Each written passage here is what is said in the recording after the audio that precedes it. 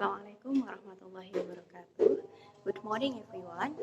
Today we are going to learn about the second topic. It is about why don't you visit Seattle. Jadi hari ini kita belajar topik yang kedua, yaitu why don't you visit Seattle. Mengapa kamu tidak mengunjungi Seattle? Apa itu Seattle? Nah, nanti kita akan bahas lebih lanjut ya. Nah, topik ini berkaitan dengan asking and giving information, yaitu memberi dan meminta informasi. Sebelum kita bahas lebih lanjut tentang itu, let's imagine that you come to a new city. Bayangkan kalian itu mendatangi sebuah kota yang baru. What do you expect? Apa yang kalian harapkan? And what do you feel when you arrive there? Apa yang kalian rasakan ketika kalian tiba di sana? Nah, ketika kalian datang ke sebuah kota baru, your expectation, harapan kalian mungkin kota tersebut adalah kota yang comfortable, kota yang nyaman. Having many public facilities, memiliki fasilitas publik yang banyak, sehingga kalian bisa having fun there, bisa bersenang-senang di kota tersebut. And setelah punya ekspektasi seperti itu, your feeling will be happy or excited. Perasaan kalian akan menjadi senang, kemudian homely, merasa kerasan di sana, dan lain sebagainya. Namun, sebelum kita berbicara banyak tentang visiting new city, mengunjungi kota baru, ada beberapa kosakata yang akan berhubungan dengan topik tersebut. Nah, ini sudah ada beberapa daftar kosakata baru. Yang berwarna merah itu adalah vocabularies-nya, dan yang berada di antara garis miring itu merupakan phonetic transcript-nya. Apa itu phonetic transcript? Phonetic transcript itu adalah simbol-simbol fonetik, simbol-simbol yang digunakan untuk menggambarkan bagaimana cara kita pronounce a word, bagaimana kita mengucapkan kosakata. Nah, sebelum saya memberikan contoh bagaimana cara membacanya, saya jelaskan dulu. Di situ ada simbol yang di kata pertama ada seperti huruf E, tapi huruf E-nya itu terbalik. Nah, itu bacanya adalah E. Kemudian pada kata Seattle itu ada seperti huruf A, tapi bergandeng dengan huruf E. Nah, seperti menjadi satu begitu. Itu bacanya adalah E. Berikutnya, pada kata Bainbridge Island, di situ ada kata D, kemudian setelahnya adalah seperti angka 3, tapi ditulisnya agak ke bawah. Nah, itu bacanya adalah J. Then, pada kata di bawahnya, stroll around, di situ ada seperti huruf O, dan mirip juga seperti huruf U. Jadi, antara huruf O dan U. Cara membacanya, gabungan antara O dan U. Jadi bunyinya menjadi stroll around. Kemudian pada kata boutiques, di situ ada titik 2, itu bacanya berarti agak panjang. Boutiques. Seperti itu. Dan pada kata cozy, di situ pada huruf awal dan beberapa kata yang lain ada tanda apostrof. Apostrof adalah seperti tanda petik. Nah, ketika ada tanda petik, maka suku kata yang terletak setelah tanda petik tersebut diberikan stres atau tekanan. Jadi cozy, bukan cozy. Jadi tekanannya ada di suku kata yang pertama, cozy. Berikutnya, pada kata leisure. Di situ ada simbol baru, jadi seperti angka 3, tapi tidak ada D di depannya. Itu bacanya adalah sh, leisure. Nah, kira-kira itu simbol-simbol yang perlu kalian ketahui. Sekarang saya berikan contoh cara membaca perkatanya. Disimak baik-baik ya. Well, kata pertama dulu. Amid. Then, Seattle. Bainbridge Island. Stroll around. Gallery. Boutique. Cozy. Cafe. cafe, numerous, numerous, leisure, leisure, sophisticated, sophisticated. Nah, itu adalah cara membaca beberapa kosakata yang akan berhubungan dengan teks yang akan kita bahas setelah ini. Kalian latihan sendiri di rumah ya. Next. Well, ini adalah bacaan atau teks yang akan kita bahas pada pertemuan kali ini. Teksnya lumayan panjang, ini tentang kota Seattle. Jadi ketika kita berkunjung ke sebuah kota bernama Seattle. Apakah kalian sudah pernah mendengar nama kota tersebut? Di manakah kota Seattle itu berada? Ayo kalian cari tahu ya. Boleh buka Google, boleh buka dari situs yang lain, cari tahu kota Seattle itu di mana. Oke? Baik, sekarang let's read the text. Kita baca dulu teksnya ya. Well, dengarkan baik-baik, Mizum akan berikan contoh cara membaca teks yang ada di sini. Disimak.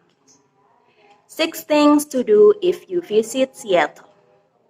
There are 6 must-have experiences that you should do if you visit Seattle, where city and nature come together. If you visit Seattle, arrive with this list in hand and you'll be off to a foolproof start for exploring the Emerald City's most unforgettable sights and sounds. If you visit Seattle, first, feel the fresh air on your face as you sail to Bainbridge Island on a Washington State ferry. From the ferry, you can enjoy the view of the Seattle skyline. You can also stroll around downtown's galleries, boutiques, coffee houses, and cafes. Seasonal gardens and natural woodlands at the Bodo Reserve is another option. Sebelum saya lanjut ke bagian teks berikutnya, kalian boleh catat dulu vocab-vocab baru yang kalian belum tahu artinya. Silakan di-pause dulu, kemudian dicatat vocab baru yang kalian belum tahu artinya ya. Jangan lupa dicatat dan dicari tahu di kamus. Berikutnya. Second, why don't you tour Pike Place Market's produce stands and buy something you've never tasted? The Pike Place Market is much more than a farmer's market. Its entire district full of shopping, attractions, and favorite sites. The area is festival sounds, taste, and smells is part of the reason it's called the soul of Seattle. Amid all the joyful hubbub, make sure you take time to spot these beloved icons. Seperti yang tadi, pada bagian ini silahkan videonya di-pause dulu, kemudian dicatat vocab apa yang menurut kalian baru dan kalian belum tahu artinya. Tambahkan pada list berikut. Silahkan dicatat di buku dan dicari tahu artinya ya. Kita lanjutkan. Third, book a night at one of the many cozy B&Bs or resorts available throughout the San Juan Island. Cozy bed and breakfast are a perfect way to enjoy the friendly island culture. Here, you can tour the numerous art galleries in Friday Harbor. You can also enjoy naturalist guided tours, wildlife spotting, whale watching, and storm watching. Jangan lupa, vocab yang menurut kalian baru dicatat lagi dalam daftar vocabularies di buku kalian. Next. Fourth, see exciting and experimental works at Chihuly Garden and Glass. A visit to this site is an opportunity to take full advantage of the location at the Seattle Center, a premier destination for arts, entertainment, and leisure activities. Explore the Space Needle and Pacific Science Center. Experience music, project, and variety of culture activities offered throughout the year. Sekali lagi, tambahkan vocabularies yang kalian belum tahu artinya ya. Berikutnya. Fifth, watch the world's most sophisticated aircraft be built before your eyes at the Boeing factory in Mukilteo.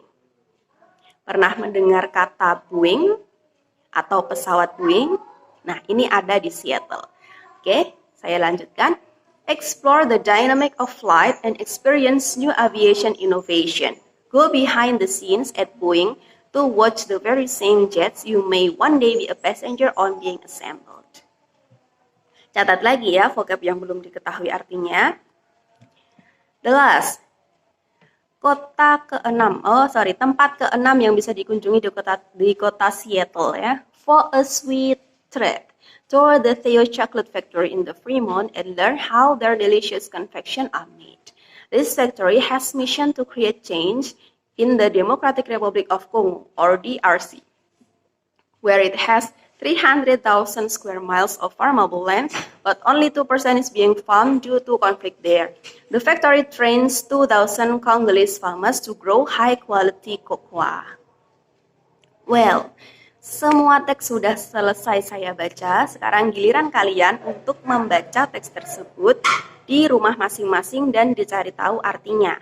Dipahami, kemudian daftar vocabularies yang tadi sudah dibuat, silahkan dicari artinya. Kalau belum mengerti, bisa chat pribadi ke saya ya. Now, read the text and observe the if sentence patterns as appear in the text above. Tadi kan kita menemukan beberapa bagian yang ada if sentence-nya. If sentence itu adalah kalimat yang di depannya atau di bagian kalimat tersebut ada kata if.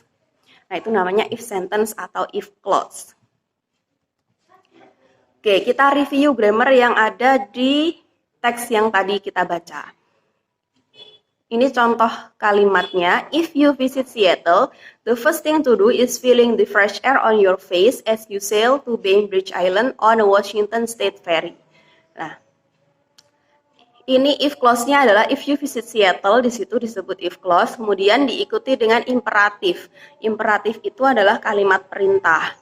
Nah, ciri-cirinya kalimat perintah itu diawali dengan kata kerja yang berbentuk verb 1 atau verb yang tanpa imbuhan apapun. Misalnya, if you visit Seattle, feel the fresh air. Nah, itu namanya if clause plus imperatif. Kemudian contoh kalimat yang kedua, if you visit Seattle, why don't you tour Pike Place Market's product stand and buy something you have never tasted? Di situ ada if clause, kemudian diikuti dengan why don't you. Nah, itu disebut dengan suggestion atau saran. Suggestion itu bisa menggunakan why don't you atau you should bla bla bla.